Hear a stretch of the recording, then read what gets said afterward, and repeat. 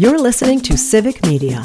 You can tune into any of our live shows on any radio station across the state with the Civic Media app. Find us in your phone's app store and listen anytime, anywhere. This is your WGBW Daily News Roundup for the Talk of Green Bay, 97.9 FM and 1590 AM. For 97.9 WGBW News, I'm Lisa Hale. 2 people are dead after what police at UW-Platteville are calling an isolated incident Monday afternoon. The Platteville Police Department said that early in their investigation, they found there was no danger to the public. Late Monday night, the university announced that 2 22-year-old students, Kelsey Martin of Beloit and Haley Helms of Baraboo, had passed away after the incident at Wilgus Hall, a dormitory on the UW-Platteville campus. Finals are canceled this week, and the campus will stay open so that students and staff can access mental health resources. After 5 days of being without voice and messaging services, Cellcom customers can now send SMS text messages. Cellcom to Cellcom voice calls have also been restored. The company's social media update said, quote, "We are making gains every day and we are on the 5-yard line." The outage started Wednesday night around 9 p.m., affecting businesses who rely on Cellcom for their phone service and individuals as well. The company does not estimate when service will be fully restored and back to normal. Half a dozen community members expressed concerns at the Green Bay Area Public School District last night as to how the district handled residency questions over former board member Cal Lee. District Legal Counsel Melissa Teal-Collar told the gallery that if Lee had resigned in March, when the allegations that he lived outside of the school district first surfaced before the April election, state law would still have required the board to appoint a replacement for Lee, who was elected in 2024. People who want to apply to fill Lee's seat can do so starting at 5 p.m. this afternoon through June 3rd. The school board will screen applicants at a special meeting on June 9th and will interview and select a new board member on June 16th. The Green Bay Police Department has released the identity of the woman whose body was found in the Fox River on May 9th. She's 47-year-old Elizabeth Babcock of Hobart. Hobart was discovered when a passerby found her in the water near the 100 block of Bay Beach Road. Police say there's no evidence of foul play and no additional details will be released at this time. 50-year-old Mary Terry of Laona was sentenced last week to 10 years in prison for killing her husband by running him over with a truck and dragging him down the road. Terry pleaded guilty to homicide by intoxicated use of a vehicle in the death of Donald Britton Jr. in October of 2023 in Forest County.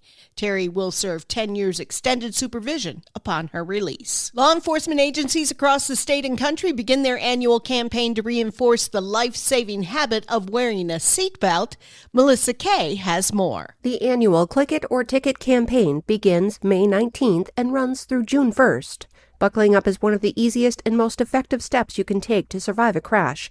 Wisconsin law allows officers to stop and cite motorists for not wearing a seatbelt, and drivers can be fined for every unbuckled passenger in their vehicle. The goal of the Click It or Ticket campaign is to reduce fatal crashes and coincides with the first summer travel holiday. In stock market news, Kimberly-Clark announced Monday that it's leaving the New York Stock Exchange and will transfer its U.S. Stock Exchange listing, KMB, to the NASDAQ Global Select Market. The global consumer staples company, founded in Neenah back in 1872, now based in Texas, expects to cease common trading on the New York Stock Exchange at the close of trading on Thursday, May 29th.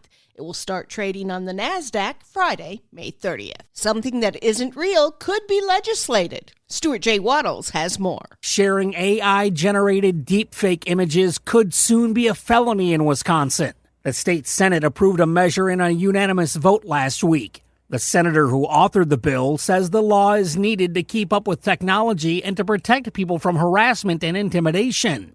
The bill now moves to the Assembly for further debate. Nearly 800 business officials, business groups, and individuals have signed a letter of support for additional state investment into the universities of Wisconsin.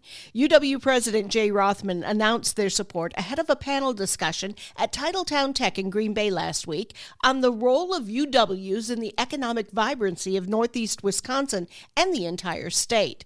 This support comes as Wisconsin drops a spot to rank 44th of the 50 states in public funding for four-year universities.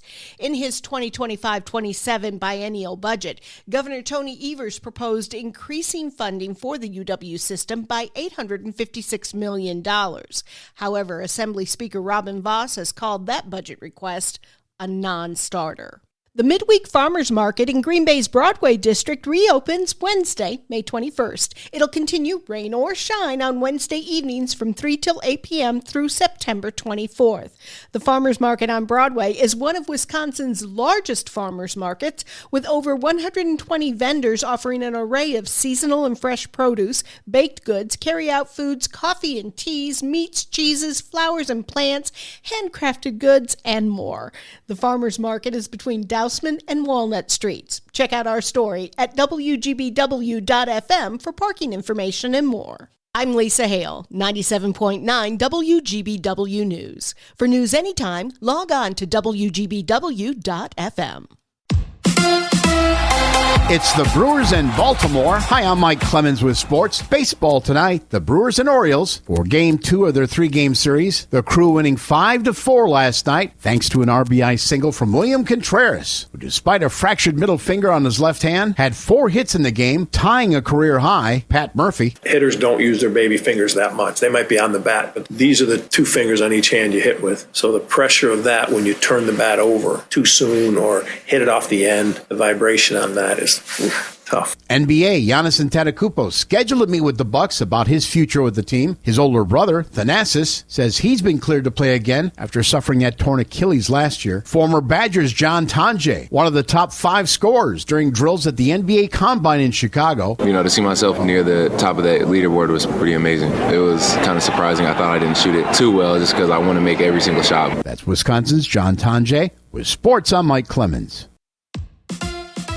On your entertainment beat, I'm Pete Schwaba. The early summer box office is not waiting for Tom Cruise and the new Mission Impossible to make some scratch. The final installment, Bloodlines, was well received, and that seemed to translate to box office numbers as the film pulled in $51 million at the gate domestically and topped $100 million worldwide. Despite its big ticket sales, it did cost $50 million to make, which is high for a horror film. Coming in second place was the Marvel film Thunderbolts, which pulled in just over $16 million at the box office in its third weekend. And right behind that was Ryan Coogler's Sinners, which has shown incredible legs, pulling in almost $16 million in its 5th week of release. Coming in 4th place was the Minecraft movie, and The Accountant 2 finished out the top 5. And there's a pretty big film that opens in just 3 days, folks. Can you guess what it is? Mission Impossible opens in just 3 days and already has pulled in $12 million prior to its domestic release. Tom Cruise is on a press tour receiving standing ovations, and the latest is in New York, where Cruise addressed the crowd at the premiere. Cruise said it was director Christopher McQuarrie's idea 7 years ago to shoot Dead Reckoning Part 1 and the current Final Reckoning at the same time. He told the crowd it was an honor and a privilege to be part of the franchise. The film had its worldwide premiere at Cannes last week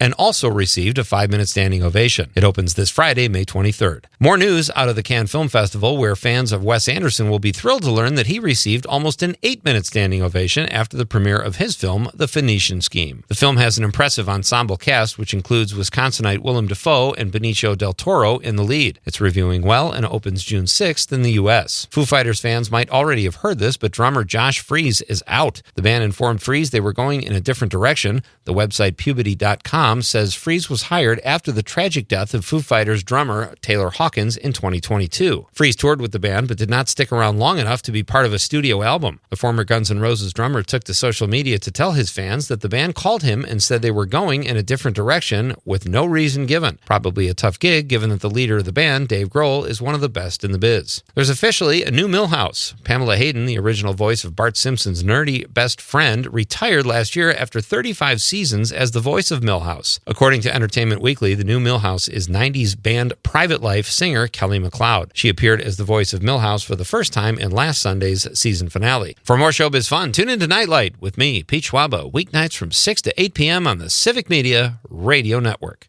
It is going to be cloudy, windy, and cold today with a few scattered showers possible. Our high in the upper 40s to low 50s with wind out of the east gusting to between 30 and 40. Tonight, more scattered showers, are low in the low 40s. Tomorrow, cloudy with showers and a high in the mid to upper 50s. I'm meteorologist Sean Cable. Outside now, it's 46. That's your WGBW Daily News Roundup from Civic Media. Subscribe to this podcast on Spotify, Apple, or wherever you find your podcasts. Find more news at WGBW.FM. The national news cycle never stops, but it can be hard to find news about your local community. Civic Media is dedicated to providing quality local and state news coverage across Wisconsin. With the Civic Media app, you can get notifications about local stories that matter to you and your community. Find the free Civic Media app in your phone's app store and choose notifications from the menu to tell us what kind of news you want to hear about.